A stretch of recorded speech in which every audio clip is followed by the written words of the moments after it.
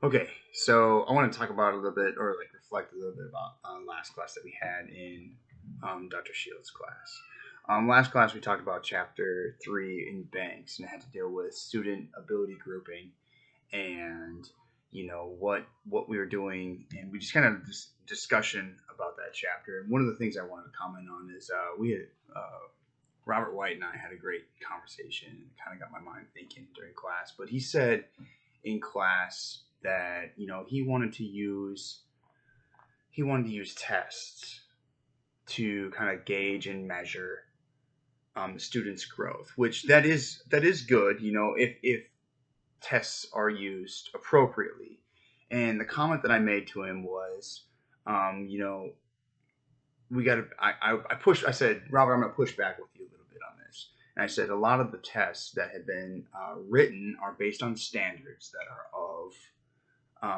made by policymakers and TEA, and quite frankly, those standards are white education. So you're actually testing these students and how they fit inside of a box, and these students are being gauged on how well they're going to fit inside of a white society. And I said, that was just an idea that I threw at him, and I said, what I wanted to say was we can use tests, but let's have a variety of tests that can show growth and measurement for all cultures and not just a specific culture. When you say, well, how do you do that in math? You know, as an instance for, some of my math class, you always going to have the individual tests, but, what I've done in the past is I've had kids get up on the board and, we'll talk and we'll sit there on the board and we'll write together. Or even have it a pair so they can discuss things. I guess there's always this kind of individualistic idea of education and testing. And it's very interesting that all these tests have to be individual. Why do they have to be individual? Can they be collective or a different way? Does it always have to be multiple choice? I feel like I just kill students, especially in state testing, with multiple choice tests. Um, oh yeah, you could always just make up a written test. Well, yeah, but it's still, it comes from the fact of the individualism of education today. So that's why I was kind of pushing back with Robert at the beginning of that, and it kind of made me develop some questions, and so it was kind of fun. I did my own little experiment, and I haven't told anybody about my little experiment, but I didn't do it in class. I did it too. This weekend, I went to um, my wife's hometown, which is in Shiner, Texas. And I kind of asked some people, and let me pull up some questions that I asked. Let's see here. Here we go. So I was kind of looking at,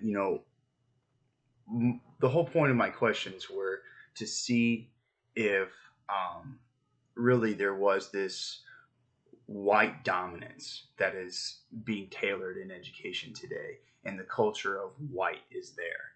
And so I asked her family, and I asked about 7 or 8 family members. I gave them all a piece of paper and pen, and I asked them a few questions. And my first question was, can you write down your favorite books you read in high school, or those you remember?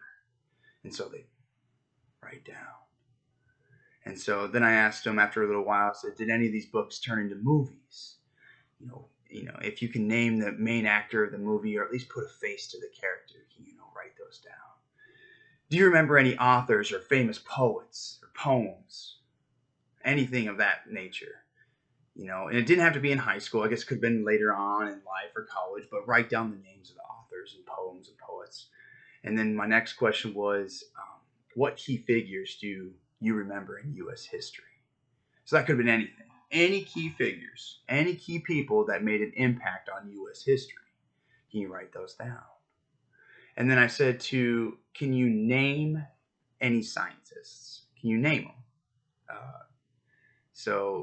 Some people could and some people can't. And that was for all the questions. If they couldn't name anybody or they couldn't think of anything, I just write an name. It doesn't matter. I just want to get your a little bit of your thought process. And there were some people that didn't name anybody, anything anywhere the whole list down. So I was like, that's all right. We just won't look at that paper, I guess. But then lastly, well, I asked them to name a scientist, and then I asked them to draw what a scientist would look like in their mind. And it could be one of the names or names that they wrote, or if they didn't write any names, what do you think a scientist looks like?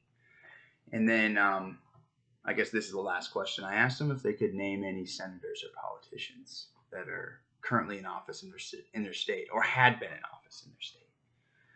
And the whole point of that was I wanted to collect evidence for, the books that they read. In the books that I saw, they said Moby Dick, Hamlet. What other ones did I hear him right? To Kill a Mockingbird, The Odyssey, Huckleberry Finn. And a lot of those books were tailored towards white culture. You're not seeing. I didn't see any of them write down. Like the autobiography of Malcolm X. Did any of these books turn into movies? Gone with the Wind. I remember that movie was on there. Old Yeller was a movie that was on there. And do they remember the characters? Do you remember any of the authors' names or famous poems? Of course, Edgar Allan Poe was a big one that everyone remembered. And then what key figures do you remember from U.S. history? Everyone, George Washington, Abraham Lincoln, Thomas Jefferson. Then there was Trump from current, then Obama, and people were just saying everything. And then draw a scientist. Of course, a lot of people said Einstein. And then they drew a scientist of basically a lot of them look. A lot of the figures drew of Einstein. And then any of their state politicians or whatever. But the whole point of that was I wanted to look and see if everyone they named that was a key influencer, how many of the names that they wrote were of white or even white male. So I just wanted to see if already there was that like precursor of knowledge, like where education is really, really tailored towards one culture. And granted, a lot of these questions, some of them don't have anything to do with education, but it does have to deal with the culture of how they're raised. So after I had that discussion with Robert, and and we talked about how potentially it could look, how education could appear to be, or policy, I should say, educational policy could appear to be racist. I kind of went and did my own like little experiment, and I'm not going to ever report these results, or at least not yet, not right now. But it was interesting. It was interesting to kind of see that maybe what we have in society has been accepted as a social norm, when in reality that norm, and by norm I mean like the policy that's set in education is set to oppress the people of minority. So anyway, that was a few of my thoughts.